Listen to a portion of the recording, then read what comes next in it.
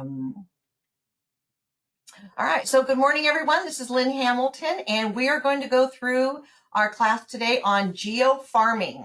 Some do's, some don'ts. What do you need to know? What do you need to look at? What do you need to take into consideration? So hopefully you will walk away with some great tips. Now, part of your bonus for being on with me today, Tom Ferry.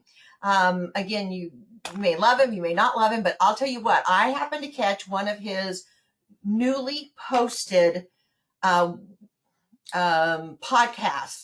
on YouTube this morning that I listened to. It was done about a week ago, and by far one of the best I've seen Tom do.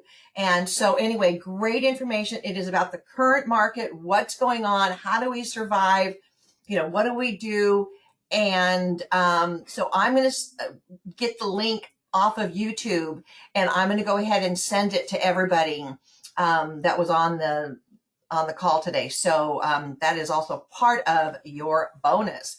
So with that, let's go ahead and jump right in. Let's make sure my screen is going to, let's go ahead and start the slideshow from the beginning, and y'all can see my screen.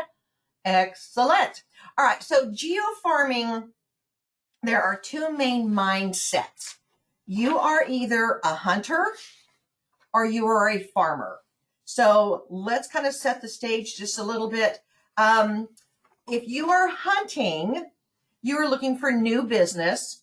You like to deal with, one person at a time. And the term hunter is used to describe the type of sales rep who focuses on closing deals with new customers.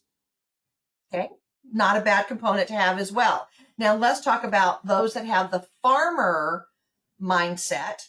And again, their approach to farming is, whether it be within their database or whether it be in an actual physical geo farm, it's all about nurturing and developing those relationships. So when the time comes that their home no longer meets their needs and they need to buy or to sell, you are hopefully top of mind.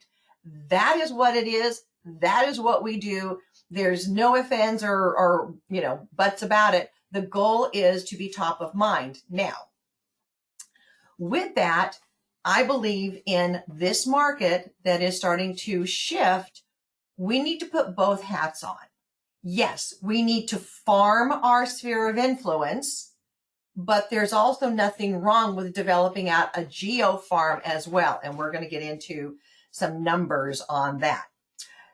So let's say you decide you want to go ahead and farm a geo farm, literally a geographical farm.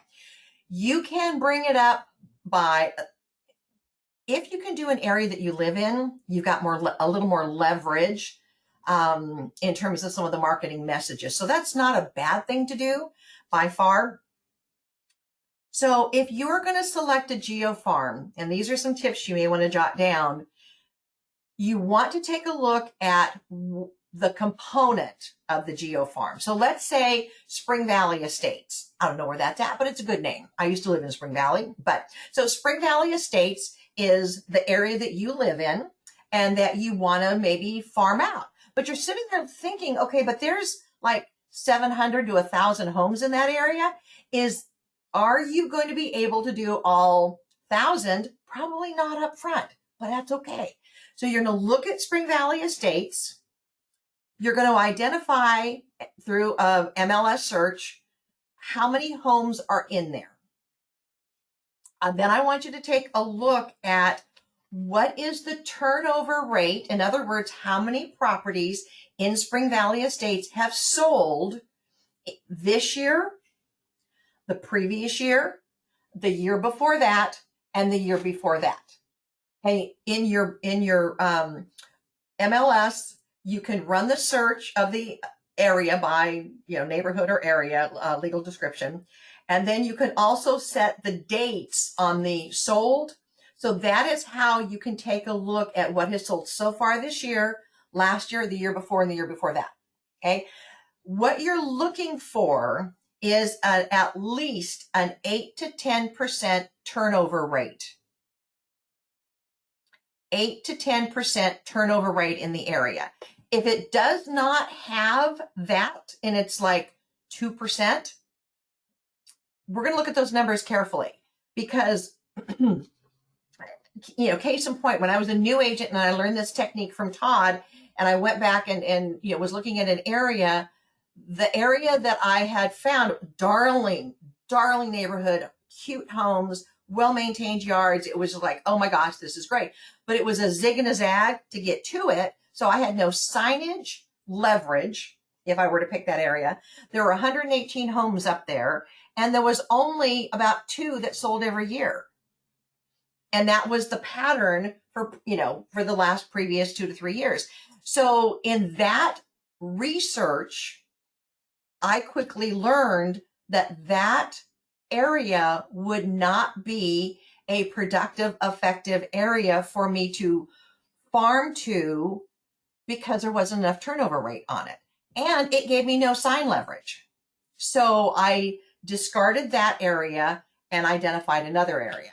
So when I identified the other area, the next thing I looked at is what is the average price range in that area. You want to take a look at that because that's going to help you calculate your income potential if you were to pick up X number of transactions within that area. And then the other thing I was taught to look at is who, if anybody, dominates that area in sales, particularly in sales and listings. So when I looked at my one area and I was sharing it with somebody at the office, they said, oh, so-and-so dominates that area. Well, I went back in, I took a look at the numbers, and I looked at who listed and who sold, who was the buyer side and the seller side on those transactions in that area. And so really didn't dominate that area as much as I thought they were going to. Now, what they did do, which I don't think we can do anymore, is they did a lot of signs around the area. So any which direction people were coming into that development area, there's multiple signs were everywhere, which gave the opinion and the illusion that they dominated that market. Now, since that time, a lot of regulations have gone on the books, especially around HOAs, that the sign needs to come down within days or, whatever the regulation is after the sale is completed. So you cannot leave them up in the field on the corner indefinitely. But back in the day, that's what some of them used to do. So when you identify the area, identify how many have sold in the area on an average over the last 2 to 3 years, and then you take a look at if anybody is dominating that particular market area, you're going to find probably not. Okay, there's typically not an area that somebody completely and totally dominates. Now, even if they've got 40% of the market share, you know what? I'm okay with that because there's still 60%. I'll take 10% of it. Okay, so look at those numbers and know what those are. So the next thing you want to take a look at within your farming area is determining how many homes are in there. And then you also want to determine your marketing plan, your marketing message, and then schedule your marketing plan. So let's take a pause for a second and say, when you're going to, so you've identified you're going to do Spring Valley Estates, there's 700 or 1,000 homes in there. You know you can't do that much. So let's say you start with 100 or 200 homes. Start with a small pocket, because as money becomes available to you for your marketing, you can extend it out, extend it out, extend it out, extend it out. Now, I know a lot of times we'll talk to, or hear training components and they say you start with 1,000 or 5,000 homes. Unless you got money that I didn't know about, that usually does not work for the average agent. So start small and then build out. So with that, let's take a look at what are the tools that you are going to need to start getting that message out and that farm out. So here's one of my favorite go-to sources. And again, I've got no skin in the game other than the fact that I've used them forever in a lifetime. I'll show you a couple of samples as we go along. But there's a great online company called Remark, REAMARK.com. They have been around forever, and their specialty is obviously postcards, door hangers, newsletters for real estate agents. What I love about them, and I've always had a copy of their brochure at my fingertips, because if my brain is overtaxed and I need to kind of create a marketing strategy and I'm just, my brain's drawing a blank, I will often go to my stuff from Remark and start, looking through what catches my fancy and where I want to run with it then. So again, they're a great resource. Their prices are very reasonable. The quality of their material is very good. I have used them off and on for years. And I know I've introduced a couple of agents to use Remark as well. So again, go check them out. They have regular size postcards and then the jumbo postcards as well. And again, all reasonably priced. Okay, so they are one of my favorite go-to sources. So as you have determined now your Spring Valley Estates, there's 700 homes. You're not going to start with 700. Let's say you're going to go back and start with 200. How many messages do you need to have to go out to them, and what categories are in that area? There are 3 categories within any Geo farm, or even your database, by the way. There are the people that live there. There are the renters that live in there. And then because it's a rental, that means there is an absentee owner somewhere. So you have 3 categories within your Geo farm of 200. Mistake that agents make is they look at the farm, they say 200, they send the, do you want to sell your home message out to all 200. Well, that is silly, because you just sent the wrong message to the wrong target and they can't do anything about it. They're a renter, they can't sell the home. So your postcard or letter just goes straight into the trash can. All right. If you have been to any of my classes, you know that I've always said, quit going for the target, start going for the bullseye. Get the right message to the right target and consistently, and that is where your payoff will eventually come from. So you've identified the turnover, you've identified that nobody has dominated that market. You've taken the 700 and scaled it down to 200. Then what you're going to do is look at the budget. Can you take those 200 homes and mail or postcard to them or door knock to them? What does your budget allow you to do? And here's the tipping point. You need to be able to commit to 12, 18 to 24 months. Okay. If you're just going to do a one and done, don't bother.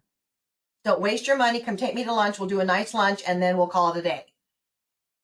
If you're going to do it, it needs to be consistent. It needs to be over time. So when you're thinking about it, you're thinking, oh my God, they're 12 months to a year. Well, how do I come up with 12 messages? You don't need 12. 4. 4 is all you need. And here is how and why. So January, they get the first message. February, they get the second. March, they get the third. April, they get the fourth. Then you come back around and repeat.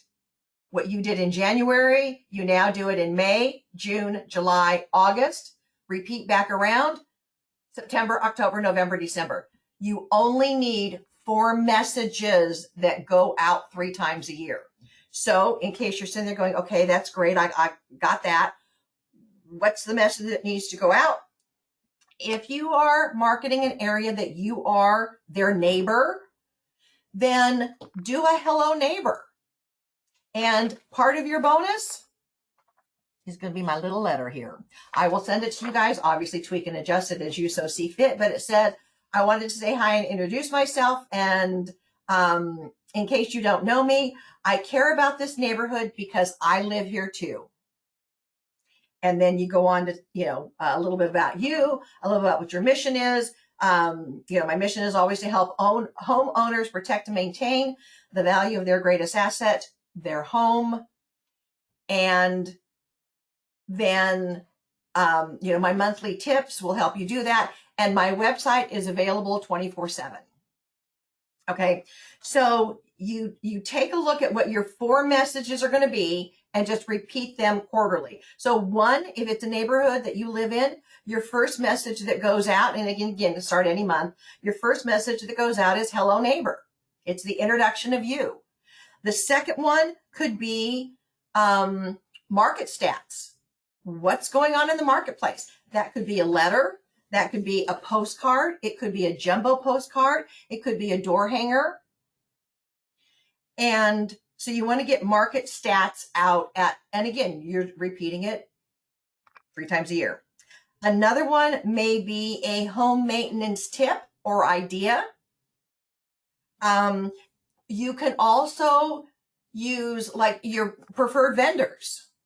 Okay. You can also let them know that you have a preferred vendor list of people who have either done work for other clients of yours and or you personally, and you are happy to share that information. Whenever possible, the worst call to action is to say, call me today. The worst message is call me today. They're not ready to call you. They may want more information. So your best marketing 101 strategy is to send them to a neutral place, which is your website. And hopefully you are able to, 1 per month. Okay. If you are able to send them to your website for additional information, free reports, current market status for the neighborhood, whatever it is, they can go visit your virtual assistant 24/7. They will call you when they are ready to call you. But you always want to give them a neutral place to go to, or you say, text me for further information or go to my website 24/7 for information on. But if you're going to send them to your website, you want to make sure that you are telling them what you want them to go take a look at. So on my website, you'll find a series of free reports. Go check them out. On my website, you will find market stats. On my website, you will find boom. On my website, you will find boom. Whatever it is, you can direct them to go get more information. Those that are interested will go get more information. And again, when they are ready, they will go ahead and bring information to you. All right. So a common mistake that is often made is, again, an agent doing it just a one and done. People aren't stupid. If they get a one and done, they know that basically you were surfing for more clientele. If you are doing every 4 to 6 weeks, something going out to them that's of value to them, it's not ego marketing. Not ego marketing. It is information that's valuable to them as a homeowner. That is where the repeat and the repetitive. We talked yesterday in sales meeting. And again, it's come up in my class before that according to research and studies, somebody needs to hear from you 5 to 8 times before they will actually respond. And what happens? We give up on 2, 3, or 4. And then you sit back shocked when you find out that somebody else happened to step in and catch them when they were ready and you lost that transaction. So again, that is why all the experts say that you need to have something go out to them consistent and regular for 12, 18, 24 months. Okay. They know you're serious. They take you serious. And again, they will not sell or buy just because you sent them information. They will only buy or sell when the home they're in no longer meets their needs. And that is more true now in this market than ever before. Now, those that have been around back in 04, 05, 06, 07, 08, before the crash hit, literally, we could have somebody stop in, spur of the moment, to a open house. They fell in love with the house, and then all of a sudden they're like, oh, we could sell our house and buy this one. And you find yourself closing down the open house at whatever time you specified, running home, inhaling a peanut butter sandwich, doing a CMA for the new house, and go listing their house in the evening and writing an offer for the open house that you were at earlier in the day.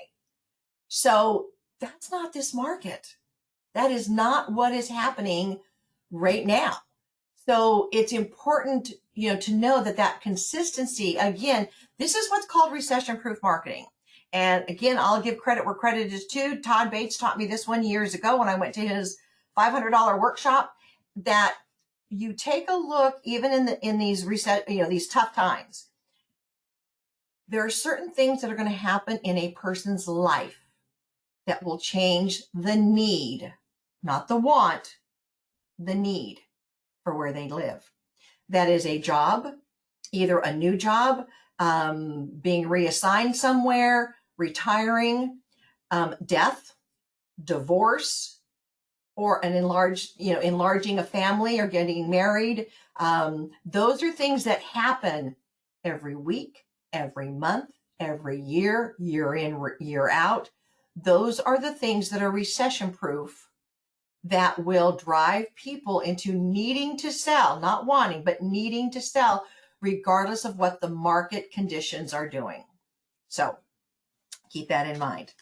Okay, so your marketing message, whatever you're going to be choosing to send out to them, you want to make sure that it's the wow versus the duh. Okay, I call this my wow versus duh message. The duh is, I'll do a good job for you. Well, duh, that's what you're expected to do. So think about once you write down your stuff, is that a wow? Is that going to create a wow when the person reads it? Or is it going to be duh? Case in point, I'm going to do a good job for you. Well, duh, that's what they expect me to do. Now, versus coming and saying, hey, I have a 37-point marketing plan, and I create a customized marketing plan for every home I list. That's more of a wow. Okay, so keep those things in mind. You all have the buyer and seller consultation. Go through and look at that. What is the wow you can pull from it? And the 37-point, or whatever the number is, pick a number any minute, a number, obviously look and see what's on that list to make sure it's correct, that you have a customized VIP marketing plan for every home you list, which basically is what you do anyway. You're not verbalizing it and telling them. So keep that in mind as the wow versus the, I'll do a good job for you. Well, duh, that's what they expect. Okay. All right. So when you're working, again, if you're going to pick your neighborhood, the hello neighbor letter, a market stat the next month or the 4 to 6 weeks out, however you're doing it, a home maintenance tip maybe, and potentially, resource to your vendors are all 4 good ones. And again, you can repeat, because they may not be interested, or it's important to them, or they've got other things on their plate. So that market stat is going to go in the trash. However, when it comes back around, they're going to go, oh yeah, I remember getting that from her or him. And now you've got something that's going to stand out and stick in their brain. Okay. All right. So let's move on. The other component in your Geo Farm is you have identified which are the renters in that. It is basically the addresses. When you run the search and you put owner occupied and you say no, those are the homes that are being rented to somebody. So would you send a message to a renter that says, I can sell your home in 30 days or less? Well, they're thinking, I hope you don't. They're a renter. So you just sent the wrong message to the wrong target. Stop. Once you've identified the renters, you can send them a postcard or a message, however you want to do this. And again, Remark's got a whole bunch of them. There's a lot of other vendors that are out there too that have great stuff. But again, is it a wow or is it a duh? Renters, right message to the right target. Did the landlord thank you for paying their mortgage? They're probably going to go, no. The rent versus buy. And up on the screen, you'll see this postcard. This was from Remark. Thank you, Denise, for sharing this one with me. But it has, you know, what do you have to show for your hard-earned rent money? Absolutely nothing. Stop wasting your money on rent. Owning a home is easier than you think. And in the upper corner, if you can't see it clear enough, in the blue box, it has the monthly rent, what they paid in 2 years, 3 years, and 5 years. It's an eye-opener. This or something similar to this is a great one to get out to them as well. Now, bonus, take it one step further. So if you know that in that area, because you've also done a CMA, so you kind of know what the area price point is, you take a look at, let's say it's a 4-bedroom, 2.5 bath. You're going to run, obviously, some searches around of what a, 4-bedroom, 2.5 bath sells for in a similar area. Now, some stats say that if a renter is getting ready to buy, typically, not always, but typically they will buy within 5 to 10 miles of where they're currently living because they've got roots there. They may have their, family close by, whatever it is, their roots are in that community. And if they can, they will often try to buy in that surrounding area. So you usually can kind of do some snooping around and find out about what the rent is or what they may be paying for rent in that area. Then you can also partner up with your favorite lender. And I have talked to Mac and Kayla this morning and said, if somebody wants to just get a guesstimate of payment on a $400,000 house, obviously you can give it to them just like that. And they said, absolutely, they'll do it till the cows come home. And so one of your messages may be, did the landlord thank you for paying their mortgage? Rent versus buy comparison. I have free reports for first-time home buyers, what every renter needs to know before they buy. All those free reports are on Paperless Pipeline for you. There's also one in there of condos versus homes, pros and cons. Those are all valuable information for a renter. So, other message may be, you have found out that they are paying, that the homes selling in that area are, again, I'm just going to make up a number for the example, $400,000. They're paying $2,500 in rent, but if they were buying at that price point, their payment could be $1,800. That's information of value to a renter. With the message, did you know if you are paying more than $1,800 a month in rent, you possibly could buy your own home? Something along that line. Now, years ago, there was a big push to get real estate agents to buy the rentals, the marketing slot on shopping carts. And this one agent paid good money and got nothing. But it was all ego branding. It was his name, his picture, his name, his contact information. Call me today. Well, they're grocery shopping. They're not going to be calling. So he got nothing. Nothing. He went to Todd's workshop. Todd gave him the suggestion to say, hey, renters, if you're paying more than $1,800 a month in rent, do you know you could possibly buy your own home? Message me for details. Obviously, his name, the legal stuff that he had to have on there, his phone number on there, and he started getting the messages. His, again, wrong message to the wrong target. When he changed it, it changed everything. And again, because it was a shopping cart in a specific neighborhood, he did his homework. He knew what the apartments in that area were renting for. He knew what homes were renting for. He knew kind of the range of what people were paying. So in addition to that, part of his consultation was make sure that when you talk to your lender and talk to your tax advisor, you may be able to adjust your withholdings to offset the difference between what you're paying in rent, your mortgage. Your withholdings may be able to be adjusted so you're not paying any more. Because right now as a renter, you're paying premium into the IRS and you got no deductions. As a homeowner, in most cases, always be generic there, in most cases, much if not all of your interest is tax deductible. And then always the disclaimer, please contact your tax advisor for specific guidance and specific information. So, and yes, there's always going to be some that can barely afford rent. But you know what? You can't fix the mistakes that they've made in their financial component. Those are the ones you say, bless them and release them, and you set them off to the side. The ones that you're looking at that are renting in high-end places that are, have a high rent, those are the ones that you could nurture to potentially get into buying, if not now, 6 months or a year down the road. So it's still a good area to nurture and build out.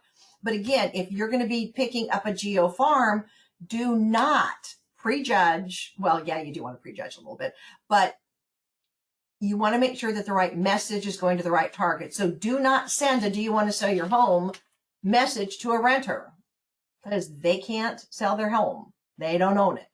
So again, by sending other information to them, knowing what your lender can offer as well. You can do a Zoom meeting, by the way, of tips for first-time home buyers, the do's and don'ts and the pros and cons. So all of those variables are possible within a Geo Farm. Okay. So once again, 4 messages repeated over time, every 4 to 6 weeks. And then you only need 4 to repeat and you're good to go. All right. So hopefully that gives you some ideas of what to send to renters. All right. So now let's look at the 200 people that you've pulled up for your Geo Farm. I'm just going to say 50 of them that are absentee owners, which means they have a renter in the property. They're the non-owner occupied. There are 2 basic reasons they are a non-owner occupied property, generally, okay? One is they are an investor and they've got a portfolio of 1 or more rental properties. So again, you step back and think, what is the message for an investor? Now, up front, you're not going to know. You are not going to know whether they're an investor or whether they're just stuck with the property. So, and I labeled the being stuck with the property was, case in point, market declined. They owed this. They could only sell for this. And let's say they owe 400. They could only sell for 375. In many cases, people especially that have security clearances cannot have a short sale, a foreclosure, bankruptcy, anything on their record. They are potentially at the risk of losing their security clearance over it, which means they lose their job. So when the market dips down and they get relocated or they need or want to have to move, they can't sell the property because they can't be underwater. But they go ahead and rent it out. So again, you don't know which side they are falling on. So they're stuck with a property. But again, right up front, you don't know which category they fall into. So here is the recommendation of what to send to an absentee owner, non-owner occupied, the absentee owner that lives someplace else, and you want to get the right message to them.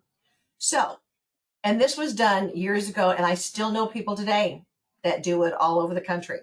What they'll do is they'll do a drive by the house, take a quick photo of it. And there was a couple of agents that used to do, their goal was to do, obviously because it's in one area, their goal was to do 10 a week. And then they realized how easy it was, and they started doing 10 3 times a week. But they would do a quick drive-by from the street, take a quick picture of the house. Obviously, they would write down picture number 1 is this address. So when they make sure they got back to the office to download them, they were, making sure the right house was going to the right owner in the letter. They'd have a generic template made out for the absentee owner. They would insert the picture of the house up at the top. They would have the next little box down would be market stats of what has sold in the area within the last 30 or 60 days. And then the bottom third of the letter is just wanted to introduce myself. I do a lot of work in this area. I know that you may have heard that we have a inventory shortage. I was just curious.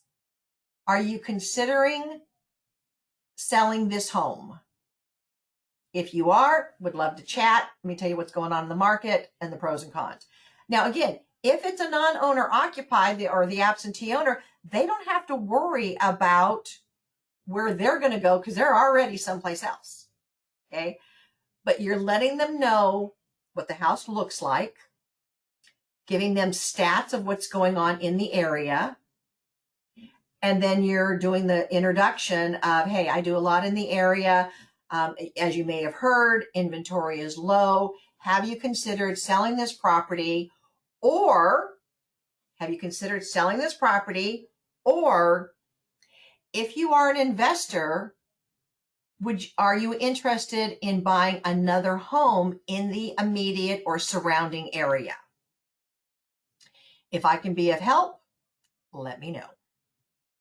Or another way of saying, instead of using the word help, if I can be of guidance for you, let me know. Now, again, when you're dealing with an absentee owner, you don't know which scenario applies.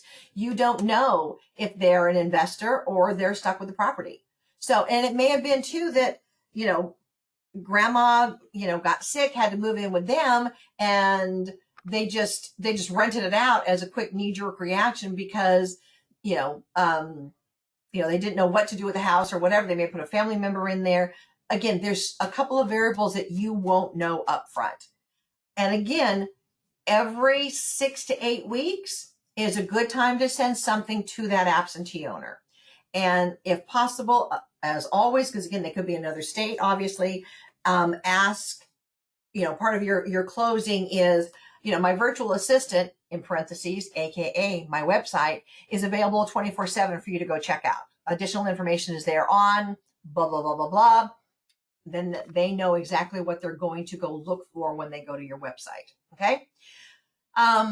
So hopefully that helps with an idea on the absentee owners. And again, you can follow up every 6 to 8 weeks with additional information to them until they tell you, shut up, leave me alone, go away, or yes, I do want to sell. Now, those that are also renters, and again, whether they're an investor or whether they're a renter or just renting out to somebody rather, the last couple of years has been tough on people. And they may have got to the point with, you know what, I am so done with dealing with renters. They thought they were going to, my neighbor ended up having this happen. They moved to Florida to take care of her mom. Their plan was to move back up into the area. But after the last renter that had been in there, they said, you know what, this is not worth it. And they listed and sold the house. So now if they end up coming back up to this area in a year, they'll just buy another house. But they were so fed up with dealing with renters. It was, okay, I'm done with this. And again, you don't know where they're coming from. You don't know where they're coming from. So again, a couple of messages targeted to the investor or the, just the individual renter, landlord situation. And again, all you need is a couple of different messages to go out. Now, the first one, obviously with the picture on it, always makes an impact because it's like, they told me they were keeping the grass up. Why is it all, brown? Or why are there 3 cars parked in the grass out front? So again, you don't know what the other components of the situation is, but send that out. And then additional information could be just market stats. What has sold in the area? If you're ready to sell, or if you're ready to buy another property in this area, here's what's going on. So you're keeping them. And also, if you know or could guesstimate what rent may be for that a property in that area, you could put it on there in a little parentheses, obviously, subject to change, but this is a guesstimate, estimate and guesstimate of what you could potentially rent the property for. That is information of value to them because they are an absentee owner. They don't want to hear you'll do a great job because that's kind of a given. But providing them numbers and information of value is where you're going to have the leverage over somebody else. Okay. All right. So that is some tips on dealing with the absentee owners. Again, you can run your bright searches. You can owner occupied. You tell it no or yes. It'll give you either side, and again, additional information. Sometimes you have to dig a little bit. And I know that all Bright MLS programs, regardless of where you happen to be at, if you are stuck, you can probably call someone and ask them how to find that information within your MLS, or they often have training videos available that you can figure out and learn as well. So, okay. All right. So that's on that one. Let's scoot on to, so you've identified your Geo Farm. You've got 200 homes in there. You've got 50 that you've kind of pushed off to the side a little bit that are renters or the absentee owners. You've decided which marketing messages and information is going to go to your renter. You've decided what information needs to go to your homeowners. So now you want to kind of have some fun in the area. You want to kind of build that relationship in there. You want to kind of get to be known a little bit in there. So here is some fun stuff that you can do. First off, if there is a dog park, you can do up a little Ziploc bag with a postcard, and you can either make it yourself or you can buy them, that always has a cute dog on it. I don't know if you can see this online there. Okay. You got a cute dog on it. And again, Remark's got a whole bunch of them. So find something with a cute dog on it because you're going to the dog park. It's something about along the fun lines of if you need a new roof, get it. I can help. If your dog house is no longer big enough, if you need more room to run, that kind of fun message, because you're going to be targeting the dog owners. So you get your cute little postcards. They go into a Ziploc bag. You put a dog treat in the Ziploc bag and an extra potty pad in the Ziploc bag. And you go to the dog park, and as you interact with other people at the dog park, you get to give them the bag, the little information bag. Now, I've known of a couple gals that did this. OMG. They found that they made more connections, relationships that turned into transactions just from taking their two huskies to the dog park. Because dog owners will talk to each other, the dogs will interact with each other, the adults will interact with each other, and there you go. You've got the right message with cute dogs. You've got the dog treat in the bag. You have a potty bag in the bag, just in case.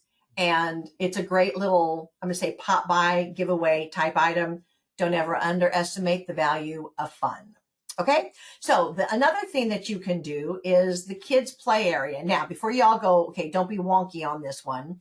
A fun thing that you can do is, and again, you can send out a postcard or a message, however you're able to start communicating with them, is, hey, I'll be at the play area on the corner of this and this on Saturday from 11 to 12, giving out Otter Pops. Now, Otter Pops are those plastic bags with the Kool-Aid stuff in it that you just throw in the freezer. You can buy them like really, really cheap.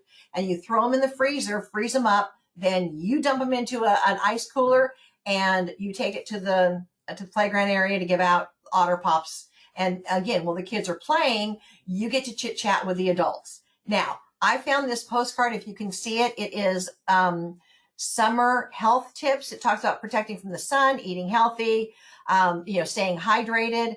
It is a cute postcard. Again, I found it on Remark. I'm going to be ordering me some as well. And that is the perfect giveaway to the parents with the Otter Pops and the kids. Okay. And if not, if the parents aren't there, you can offer the kids the Otter Pop and then ask them to take that information, that card, because it's got your information on the backside, home to mom or dad. Okay. Now, if it is an HOA, you may need to ask permission from the HOA to do it. I don't know. Everyone's is a little bit different.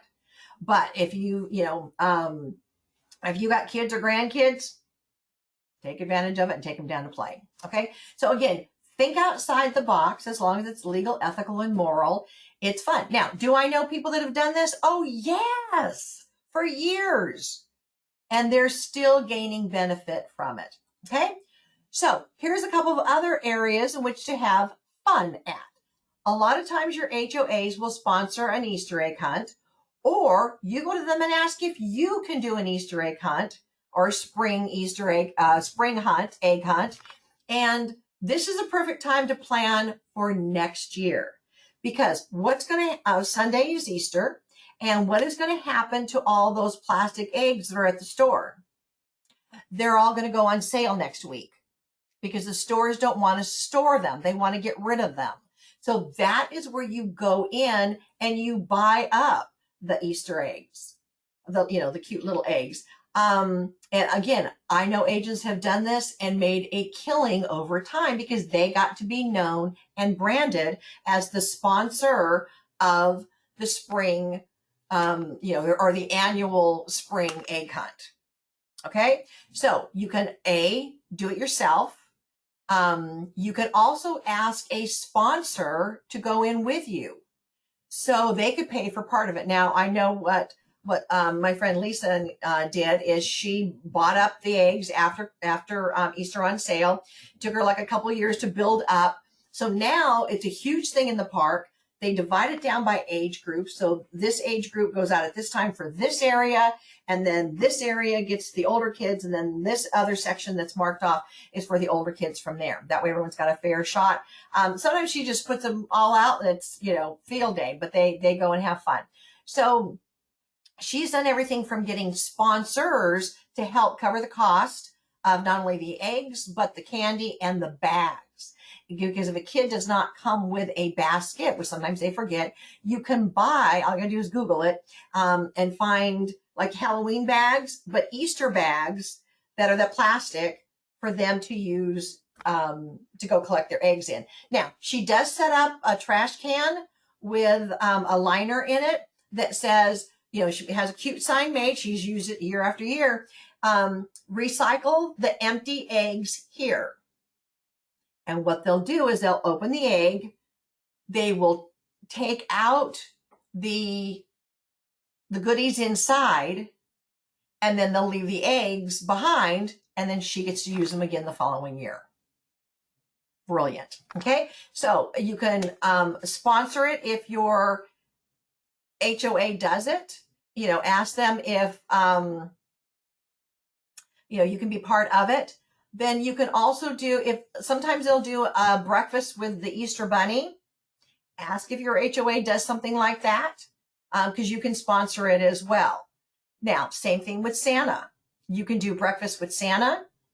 And if your HOA or your area, if it's not an HOA, if they don't do it and you want to do something like that, depending on weather, of course, you can do it in your own driveway.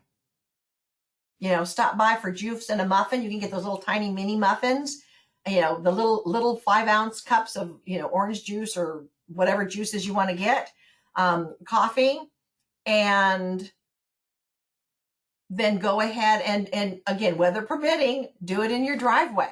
Have a chair there or garage door all decorated up, and they can come in and chat with Santa for a second, get a candy cane, and have a picture taken with Santa, and off they go.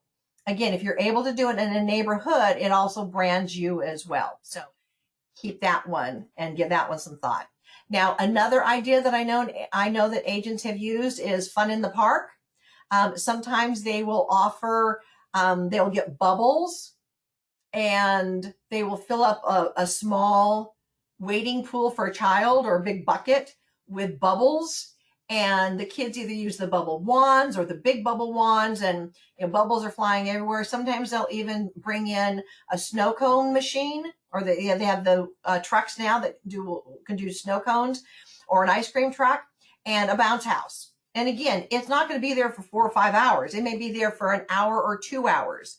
But again, this is something that once you become slightly known in an area, you can build up to. Renting a bounce house, and having either the Otter Pops or the ice cream truck there, nothing wrong with that as well. And again, do I know agents that do it? Yes, I do, all over the place. And again, they've gotten branded for it. But once you start, you got to kind of keep it going. But the payoff does come off. Now, another thing you can do in the fun category is movie night. And I know that lately there's not been a whole lot of cool movies that have come out, but you can rent a theater. Again, they're never booked out completely. So if you know that there's a particular child's movie coming out, or even an adult movie, obviously you would want to, let it be known what's going to be shown, but you can do a movie night at a theater. And again, it's your branding, it's your fun. You could also get your lender, and Mac and Kayla both have said, yeah, they'll help you co-brand anytime they can. So, get another vendor to help cover the cost of it for you, whether it be your mortgage company, whether it's the local power washing company that you like to use, especially in an area, whether it be your favorite painter, because all homes need a touch up now and then. So again, think outside the box. Remember the tic-tac-toe game? I always share you that it is okay to think outside the box as long as it is legal, ethical, and moral. So movie nights, fun in the park, breakfast with Santa, sponsoring a spring egg hunt is all good. Once you start it, then you can use the word annual, because it lets them know that you are committed and be doing it long haul. But do find another vendor that would benefit from getting to know the neighborhood homeowners to help fray the cost of it. There's absolutely nothing wrong with that as well. Okay, so with that gives you ideas of how to determine your Geo Farm, how to look at the numbers. Once productivity starts coming in from it, and you obviously look at your budget, can you sustain this for a year?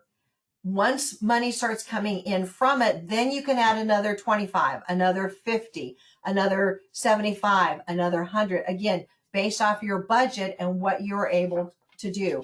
I do not ever want to see or encourage agents to go bankrupt trying to do 1,000 homeowners in an area that you can do it once or twice, because you can't guarantee you are going to get a transaction to offset the cost within a month or two.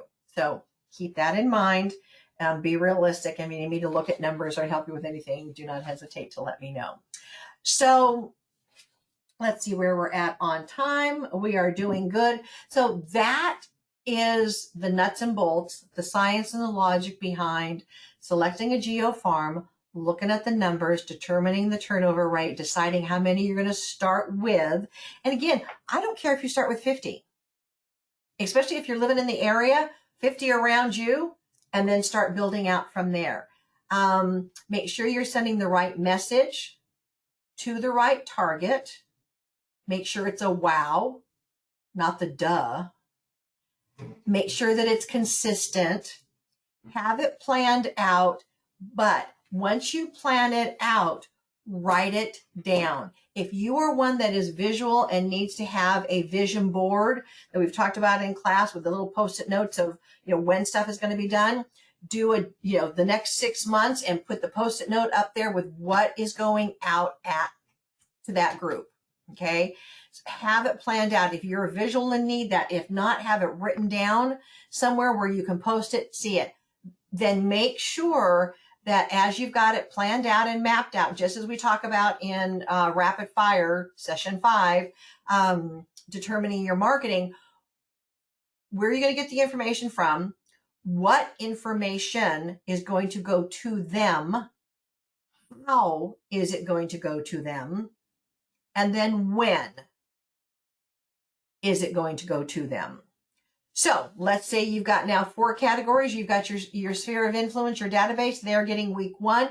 Your stuff is going out to them week 1. Week 2, you're going to send whatever your marketing your message out to your Geo Farm. That is week 2 of the month. Week 3, you're going to do, let's say, your renters and your absentee owners, because again, there's not going to be that many. And that's going to go out week 3. And then week 4 is catch your breath, make your calls, your notes, your whatever, and then it's ready to roll and hit it again. So without having it mapped out or planned out, it is probably not going to get done. But if you step back, we've talked about time blocking because you can't time manage, time blocking, and step back and say, okay, I need 2 hours or 3 hours. Let's step back, look these numbers up, make sure this is the area I want to go. You can export the mailing, the addresses, create a mailing label. So that's done.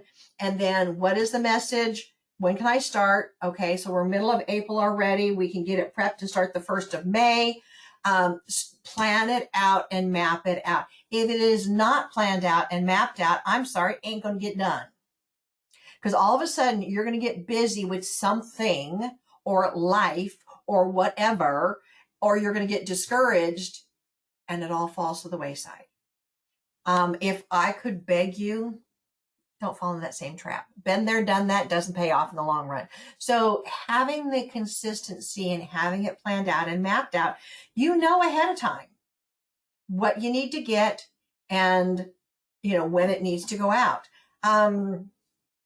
Now, let me throw a side note on something.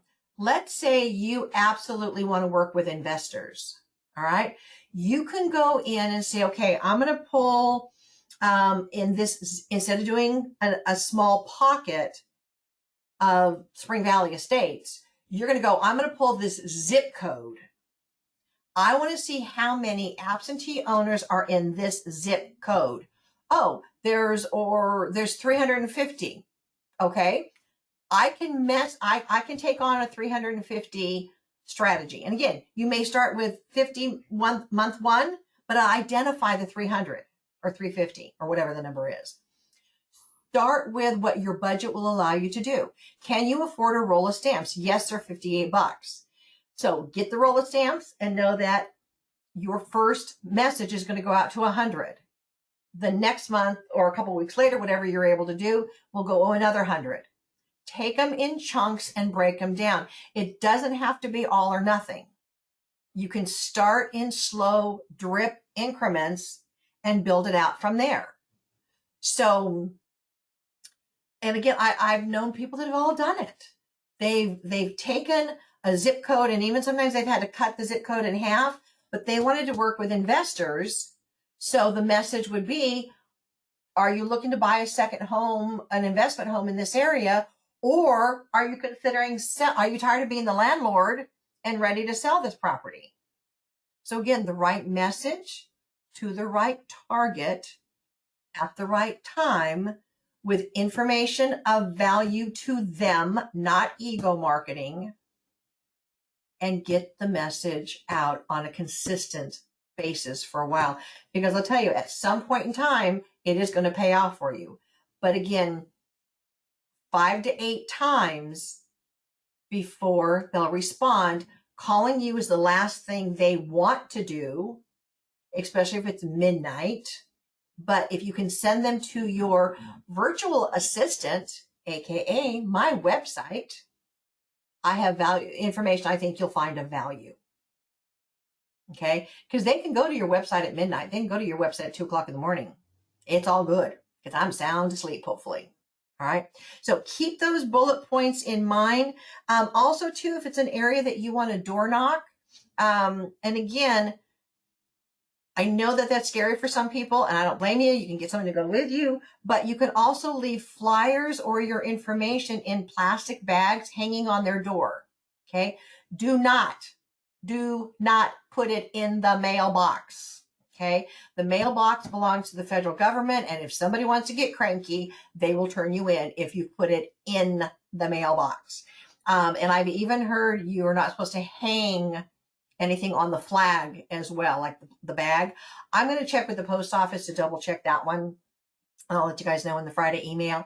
But you can, if there's a paper box, you can slide it in the paper box. Okay. But you can also use those plastic bags, which are available at FAR, but they're cheaper either through Amazon or I know Remark carries them as well. And again, it's like $100 for whatever. So again, start with what your budget allows you to do and then build up into it from there. So now I know that you guys have heard me talk about my buddy Daniel in California. When he first started doing open houses, he would do, the Geo Farming around the area.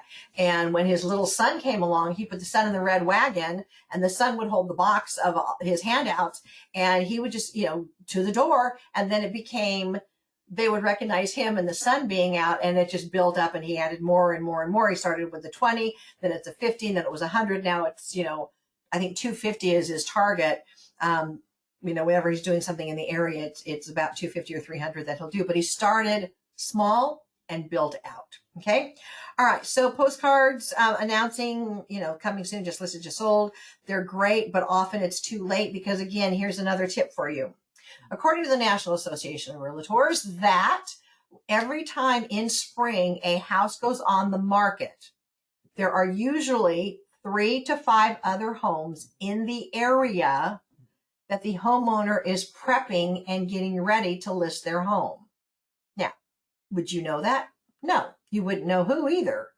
But by sending something out is also a good time to kind of say, hey, if you need some guidance, I'm here for you. Okay. So think about the message. Think about whether it's a wow or a duh. And I think I've covered all the points that I have. I do have a couple of letters that I will send you, obviously customize them as you need to. We are visual, so oftentimes by having the information available in front of you will also keep you on track to make sure that you get them done. Let me see. Okay, again, there's great postcards out there. There's great resources out there. You do not need to reinvent the wheel. And so that is the best that I've got on Geo Farming, identifying your homeowners, your renters, your absentee owners, making sure the right message is going to the right target, that it's done repeatedly, over time to get your branding going. And again, when it hits them that, yeah, this home no longer meets my needs, hopefully you are the go-to source because they've seen you bring value to them over and over and over again. So as we wrap up, here is a quick bonus, and I will get it out to you as well. We talked, or I shared, as you guys have done your buyer consultations, we talked about the importance of having a buyer consultation available by Zoom or GoToMeeting platform in case you ever needed it. And again, we have weather here, and in some of the areas it's worse weather, but by having an option to meet virtually to go through a basic buyer consultation at the price of gas, it's going to save you from running all over town.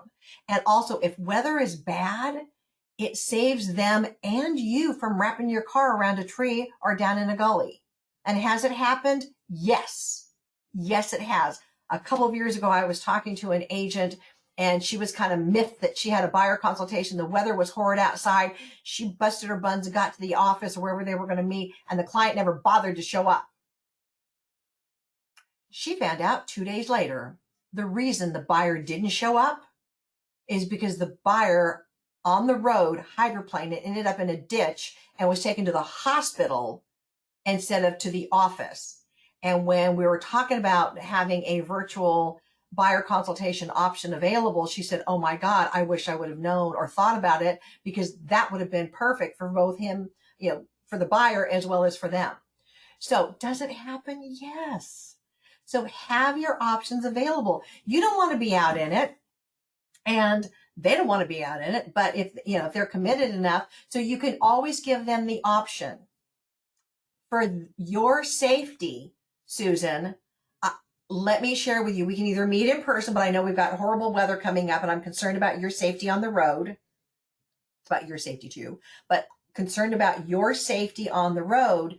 But we can do our initial consultation by Zoom and get the process started, because my hands are tied to go show any property until I find out what your purchasing power is. So we need to go through, various steps to get you started and get it laid out. So do you want to meet in person still, or were you more comfortable meeting by Zoom? Okay, give them the choice, because again, you're putting it that you're concerned about their safety. Well, yeah, but you're also concerned about your own. You do not need to have your car in a ditch or wrapped around a tree. And so give them that choice. Give them that choice. Which is better for you? And oftentimes, believe it or not, they will take the let's do the first consultation by Zoom, because that way you can do the needs and wants analysis, talk about what the process is real quick. And then again, technically, you're not supposed to be taking people out until you know what their purchasing power is. So there you have it. All right. So that will be part of your bonus. I have several things that I will email to you. Let me drop over into the chat box real quick to see if there's any questions. Thank you. Thank you. Thank you. I appreciate that. Yes, it is. It's always good to explore new options and ideas as well. Okay. I think we hit that. Oh, so one of the questions was, so do you follow up again with absentee owners? Absolutely. And again, your first can be the letter, and then it can be just postcards, because obviously they're cheaper. To send them out. And again, whatever your budget and you're comfortable allows, either one, as long as your branding stays the same so they know it's you sending it over and over again. Okay. And yes, there are some that will never be able to afford to buy. They can barely afford the rent. Love them, bless them, release them, move on. Okay. They're not a candidate for what you can do. Okay. Yes, 5 to 8 times is what you need to hit them over and over again. Here we go. 4 postcards 3 times a year. 4 postcards, 1 a month, 3 times a year. That takes out the full year. So the question was, so cards only 3 times per year, or newsletter? Again, if your budget allows you to do more, that's your call, but it's a minimum of at least once a month. You want to touch out to them with something of value and something of information. Hello. I think I got everybody else on there. Those are, I think, the questions that got asked. So hopefully you have found this of value and importance. Again, I don't care what you know. I want to know what you're doing with what you know. I will also send you the link to Tom Ferry's webinar or podcast that he did. I found it very informative as well as enlightening, especially in the current market conditions. We need to do what we've not done before in order to be able to survive through this market. We will survive, but you've got to think outside the box, and you've got to be willing to do what you've not done before. Okay. So with that, you know that I am here for you. You can always reach me at either through the office email address, or my generic one is forhouseinfo.com is my website, which leads to the company site right now, but also forhouseinfo@gmail.com. With that, be wonderful, be amazing, go out and rock the world, and know this market is going to change just like it always does. So hang in there, be wonderful. I'm going to stop the recorder. Have a great day, and I will talk to you all soon.